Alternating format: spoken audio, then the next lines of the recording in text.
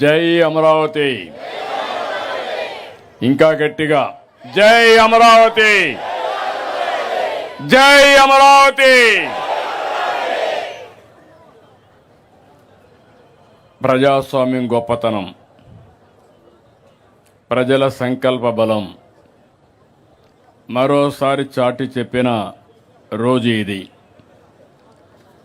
రాష్ట్ర చరిత్రలోనే కాకుండా దేశ చరిత్రలో సువర్ణ అక్షరాలతో లిఖించదగ్గ రోజు ఇది. చరిత్ర ఉన్నంత వరకు అమరావతి చరిత్ర ఉంటుంది. ఆ చరిత్ర ఉన్నంత వరకు రైతుల చరిత్ర అమరావతి చరిత్రలో శాశ్వతంగా మిగులుతుందని చెప్పి కూడా నేను మీకు తెలియజేస్తున్నా. విధ్వంసకారులు అనేక కుట్రలను దాటుకుని అమరావతిని గెలిపించుకున్నాం. ప్రజా రాజధాని, ప్రజా విక్టరీగా ఈరోజు మనం నిరూపించుకోగలిగాం.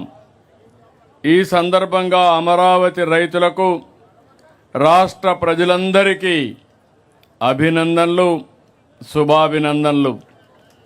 మన ఆత్మ గౌరవాన్ని నిలబెట్టిన ప్రధానమంత్రి నరేంద్ర మోడీ గారికి మనస్ఫూర్తిగా ధన్యవాదాలు తెలియజేస్తున్నాను. గట్టిగా చప్పట్లు కొట్టి అభినందించండి. అమిత్ షా గారు, అందరూ కూడా కేంద్రంలో ఒకరిని కాదు అందరూ సపోర్ట్ చేసే పరిస్థితికి వచ్చారు. ఇదే ప్రాంతానికి ఇంత మునుపు కూడా వచ్చాను, ఒకసారి గుర్తు చేయడానికి.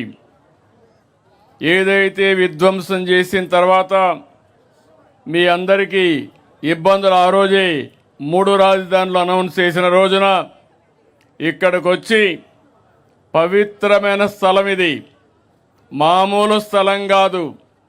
దేశంలో ఉండే ప్రార్థనాలయాలన్నిట్లో ఉండే పవిత్రమైన మట్టిని, పవిత్రమైన జలాలు తీసుకొచ్చి ఈ ప్రాంతం అంతా పునీతం చేసి ఇక్కడ అలాంటి పవిత్రమైన మట్టి నీరు ఇక్కడ ఉంది.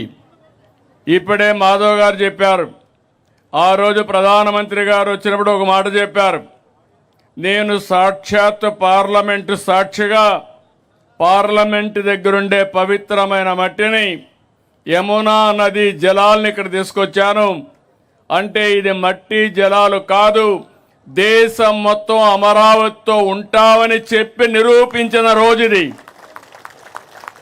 ఓసారి ఈ చరిత్ర మనం మర్చిపోతే చాలా కష్టమవుతుంది.